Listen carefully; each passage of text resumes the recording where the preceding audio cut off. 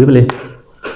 अस्सलाम वालेकुम दोस्तों, आज आप लोगों से जिस टॉपिक पे मैं बात करना चाह रहा हूँ, शायद उसके बाद जो मैं काम कर रहा हूँ रजिस्ट्रेशन का, वसीका नवेसी का, उसके बाद शायद मेरे रिज़्क के आगे ज़मीनी खुदाओं की तरफ से रोड़े भी अटकाए जाएँ। शायद मेरे लिए ज़रूरत से ज़्यादा परेशानियाँ भी बने, लेकिन मैं आज आप लोगों से बात करना चाह रहा हूँ।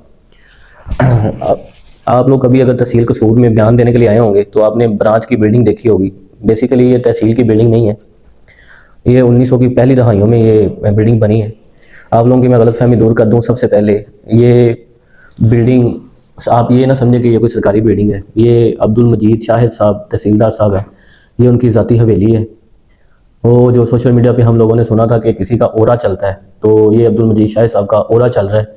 ये उनकी हवेली इस तरह की हवेली है जो उन्हें लाखों के रुपए की सूरत में उन्हें पैसे बना के दे रही है, इज़्ज़त और प्रोटोकॉल उन्हें दे रही है। ये हवेली उन्हें बहुत ज़्यादा चीज़ों से नवाज रही है।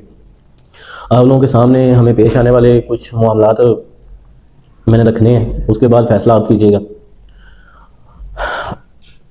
अब्दुल मजीद शाह साहब हमारे कसूर की 8 कानगोई हैं।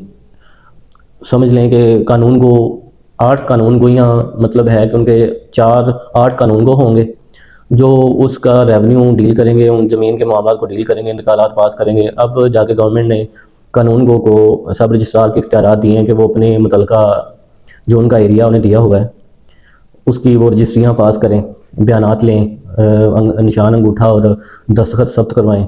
लेकिन 8 कानून गोइयाँ मतलब मैं आपको देसी ज़ुबान में आपसे बात करूँगा ताकि आपको मेरी बात समझना आसान हो। 8 में से 4 कानून गोई इनके पास है। इसका मतलब है कोई 80 से 90 गाँव उसमें आते हैं। जनाब का शाहाना प्रोटोकॉल इतना है कि जब दिल चाहे वो तहसील में आएँ, ऑफिस में बैठें और चले जाएँ, और मोस्टली तो वो आते ही नहीं। उनके बयान ना लेने की वजह से और उनकी गैर हाज़िरी की वजह से 80 से 90 गाँव ज़लीलो ख्वार होते हैं। और वो 80 से 90 गाँव के लोग हम वसीका नवीसों के ऊपर भरोसा करके जो हमें पैसे देते हैं, उसकी मद में वो यहाँ पे ज़लीलो ख्वार होते हैं, और उसकी मद में हमें भी हज़ारों झूठ बोलने पड़ते हैं। सुबह सुबह जिस दिन वो आ जाएं, उस दिन उन्हें पता होता है कि मेरा आज की दिहाड़ी का, आज के पैसे लेने का जो दारोमदार है वो इतने काम के ऊपर है। वो उस काम को सुबह सुबह आते हैं, 5-6 रजिस्ट्रियाँ पास करते हैं जिनमें से उन्हें गैर मुसद्दक़ा अखराजात अच्छे आ जाएं, उसके बाद वो चले जाते हैं। बाकी जो वैलिड और बाकी जायज़ कामों के लिए हम लोग जो ज़लीलो ख्वार होते हैं, फिर हमसे कोठी में बैठकर DPS की पिछली साइड पे अब्दुल ऑफिसर कॉलोनी में बैठकर हमें हज़ारों की तादाद में पैसे मांगे जाते हैं। जी इतने हज़ार दे दें, बयान आप लोग हो जाएंगे।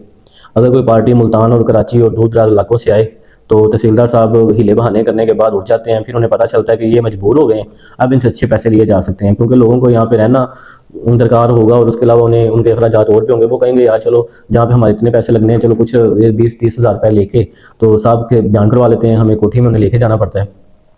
सेंगड़ी इस तहसील में प्राइवेट, बाकी मैंने तहसीलों में देखा है कि जी कमिश्नर साहब छापे मार रहे हैं, प्राइवेट बंदों का दाखिला ममनू कर रहे हैं। लेकिन हमारी तहसील में अब्दुल मजीद शाह साहब ने एक टाइम पे 6 प्राइवेट बंदे रखे थे जिनसे वो काम करवाते थे, और हमें प्राइवेट बंदों के सामने मजबूर होकर उन्हें पैसे देने पड़ते थे। अब अभी भी एक इमरान और बिल्ला नाम का बंदा तहसीलदार साहब का जेर साया उनके काम कर रहा है, बड़ा चहेता है वो। अगर हमें अब अब्दुल मजीद शाह साहब का ओरा इतना चलता है कि अब हमें किसी भी काम के लिए पहले अगर जाना है तो हमें वो इमरान और बिल्ला का दरवाज़ा खोल के उन तक पहुंचना पड़ता है, और वो फिर बिल्ले के नखरे अपने होते हैं और उसके पैसों की डिमांड अपनी होती है। उन चीज़ों के अलावा हम लोगों ने एक रास्ता निकाला कि अगर रूबरू बयानात तहसीलदार साहब के सामने नहीं होते, उनके पास वो बड़ा बिजी हैं, बड़े मसरूफ़ हैं, तो एल कमीशन लोगों को सुजेस्ट करके अपने क्लाइंट्स को हमने कहा कि एल कमीशन हम लोग ना लोकल कमीशन मुकर्रर करके रजिस्ट्रियाँ पास करवा लेते हैं, आपके बयानात में आसानी हो जाएगी। अब उसके लिए हमें ये करना पड़ता है कि 6-6 दिन 4-4 दिन हमें उनके पीछे दौड़ना पड़ता है। अगर साहब DC ऑफिस गए हैं, साहब फलां ऑफिस में गए हैं, तो हम पीछे पीछे हैं। और एक टाइम पे आगे साहब ने हमें कहना है जी फलां हो गया, ढमकां हो गया, डांट भी सुननी हमने, हमें इज्जत भी नहीं मिलनी और पैसे भी देने हमने, मतलब लोकल कमीशन का काम भी हमारा बंद हो गया। दूसरी तरफ उनके गैर मुसद्दक़ा अखराजात की मद में कुछ मौज़ा जात हैं जिनकी रजिस्ट्रियाँ उन्होंने बंद की हुई हैं कि ये जनाब ये रजिस्ट्रियाँ नहीं होंगी। उनकी अब्दुल मजीद शाह साहब खुद बैठ के खुद इख्तियार में है उनके कि वो जब दिल चाहे वो पास करें। जिन लोगों से उनके तलकात अच्छे हैं उनके साथ वो बैठें और वो रजिस्ट्रियाँ पास कर दें, हमें कोई इतराज़ नहीं होना चाहिए। फिर जो अब्दुल शकूर रजिस्ट्री मुहर्रर है जो उन्होंने यहाँ पे रखा हुआ है, उसके बिल्कुल गैर कानूनी ऑर्डर है, जनाब ने ऑर्डर करवाए हुए हैं अब्दुल शकूर साहब के, वो बैठे हैं यहाँ पे। अब मैं आपको उसकी जारहियत और उसकी फ़रोनियत का एक वाक़या आपको सुनाता हूँ कि उसे अगर कोई बंदा कह देता ना कि मुझे थोड़ी सी जल्दी साइन कर दो, वो कहता नहीं साइन नहीं होंगे। मैं नहीं साइन करूँगा। वो जब हम कैबिनेट, क्योंकि मैं एक नाम नहाद नायब सदर हूँ अंजुमन स्टाम्प शाह वसीका निवीसान तहसील कसूर का, तो हम लोग जब गैदरिंग में या उससे बात करते हैं तो वो कहता है जी इसने मुझे कहा था अभी करो, तो मेरा नहीं दिल किया, मेरी मेरी अना हर्ट हो गई थी, मैंने कहा नहीं होना, इस वजह से मैंने उसे मना किया था। हम लोग अब एक चीज़ का अगर कोई रजिस्ट्री कर रहे हैं उसका जगह का मौका तहसीलदार साहब ने देखना होता है कि आया जी इसके ऊपर प्लाट बना हुआ है या मकान बना हुआ है। सबसे पहले तो वो पटवारियों की अदम एतमादी को बहाल कर रहे हैं, पटवारियों के ऊपर एक स्याह धब्बा लगाने की कोशिश कर रहे हैं कि जी ये प्लाट की रिपोर्ट करके दे रहे हैं फलान का। हालांकि खुद भी मौका चेक करना है उन्होंने, उसके बाद अब्दुल शकूर ने चेक किया, डीसी मरर ने चेक करना है, फिर वो इमरान बिल्ला उसने चेक करना है। मतलब 5-5 लोग मौका चेक करते हैं। उसके बाद हीले बहाने करने के बाद फिर भी हमसे गैर मुसद्दका खराजात की मद में 4 से 5 हज़ार रुपया उन्होंने लाजमी लेना है। उसके अलावा इज़्ज़त तो यहाँ पे मिलनी नहीं है। दूसरा मैं ये सोच रहा हूँ, अच्छा और जब बैठे हों जनाब तहसीलदार साहब, आम रूटीन में उनकी आदत हो गई है, क्योंकि हमारे कसूर का फ़ख्र है स्पीकर पंजाब असम्बली मलिक अहमद ख़ान साहब और अब्दुल मजीद शाह साहब, यहाँ पे उनका नाम भी बहुत इस्तेमाल करते हैं और कहते हैं कि जी मुझे यहाँ से सीट से उतारना और मेरे लिए हर्डल्स पैदा करना या मेरा ट्रांसफ़र करवाना किसी के लिए मुमकिन ही नहीं है। अगर कोई सब रजिस्ट्रार लाहौर आप देख लें, अगर कोई सब रजिस्ट्रार और बैठ रहे हैं सारे जितने 5 सब रजिस्ट्रार तो वो डेली बैठ रहे हैं। यहाँ पे जनाब का ये निज़ाम है कि 4 सब रजिस्ट्रार तो ये खुद हैं, जो बैठ के कोई काम करना चाह रहा होता है डेली बैठ के उनके लिए नोटिफिकेशन जारी कर देते हैं या हीले बहाने करके उन्हें इतना तंग या जलील कर देते हैं कि वो भी हफ्ते में 1 या 2 दिन बयान ले सकते हैं। अब क्लाइंट्स चूंकि वो इन बातों को नहीं समझते, हम लोग प्रैक्टिकल इधर हम लोग कर रहे हैं, उन्हें तो सिर्फ यही है कि हमने पैसे दिए हैं फलां टाइम पे फलां वक्त पे फलां तरीके से हमारी रजिस्ट्री हो जानी चाहिए, फलां ऑफिस से तो हो गई थी। अब उन्हें कैसे समझाएं कि जो फलां ऑफिस से आपकी रजिस्ट्री पास हो गई थी उनका तवस्सुल तल्लुक उन लोगों तहसीलदार साहब अब्दुल मजीद शाह साहब के साथ बहुत डायरेक्ट है और बहुत अच्छा ताल्लुक है, वो जिसमें लेन देन की आसानी होती है, वो गैर मुसद्दका खराजात वो उनकी लिमिट और औकात से ज़्यादा देते हैं।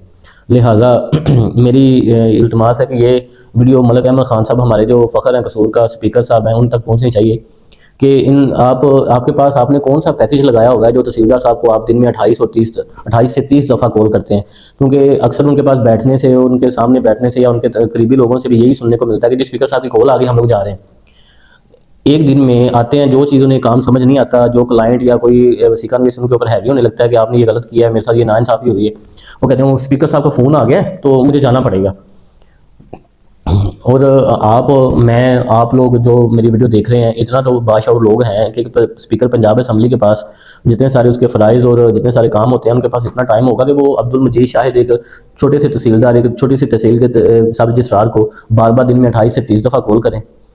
और ऊपर से वो मेरे लिए, मैं ये कहना चाहूँगा कि हमारी जो ब्यूरोक्रेसी है कसूर की, उसके लिए जो हमारे कसूर के मलिक बरादरान हैं जिन पे हमें फ़ख्र है, अगर हमारे कसूर के लोग जाके ईवान में बैठे हैं उनकी ललकार पूरा पाकिस्तान सुन रहा है तो वो हमारे लिए बाइस फ़ख्र है।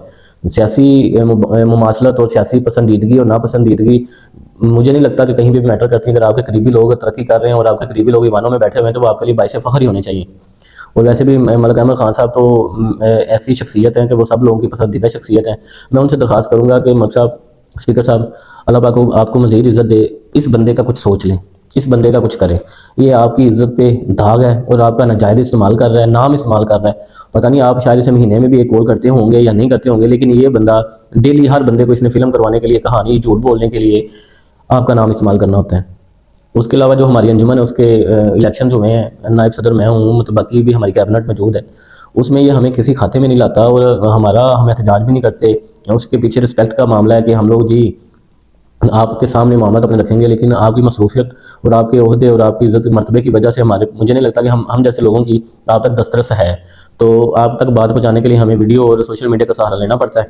आपसे बहुत रिक्वेस्ट है कि इस बंदे को 2.5 साल हो गए इस तुम्हारी तहसील पे अपना उरा चलाए हुए, और अगर ये इतने मसरूफ़ हैं, अगर एक दिन भी ये पूरा टाइम नहीं बैठ सकते हफ्ते में, इतने मसरूफ़ ऑफिसर हैं, तो हमारे सिर्फ यही मुतालबा है कि एक तो ये रजिस्ट्री मारो जो ब्लैकमेलर है और अनाप्रस्त बंदा है, या इसका आप इसकी अना को ठेस पहुंच जाती है एक छोटा सा काम कहने से या थोड़ी सी बात भी हक की बात करने से, तो इसे तब्दील करवाएं। दूसरा, मजीद शाहिद साहब अगर इतने मसरूफ़ ऑफिसर हैं हमारे, तो इनसे कहें कि हमारी जान छोड़ दें। जो 4 कानून को यहाँ हैं जो इतने गाँव इनकी वजह से जलील हो रहे हैं, वो उनसे ये मुस्ताफ़ी हो जाएं, हमें किसी और सब रजिस्ट्रार को मौका दें, या और भी रजिस्ट्रार काफ़ी बैठे हुए हैं कानून को फारिग बैठे हुए हैं, उन्हें दे दें ताकि हमारा काम हो। हमें सिर्फ यही चाहिए कि हमारा डेली बेस का काम हमारा डेली बेस पर ही होना चाहिए।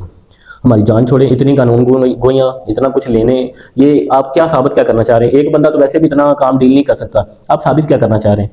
2.5 साल आपने हमारे ऊपर हुकूमत कर ली है, नाजायज़ वो जायज़ मामला की सूरत में हमने आपने हमें ज़लील ख्वार कर लिया है। तो अब मेरी रिक्वेस्ट है मलिक साहब आपसे कि इससे हमारी जान छुड़वा दें। मैं आपसे मुस्बत रिएक्शन की उम्मीद रखता हूँ। ब्रेक करें बाबा।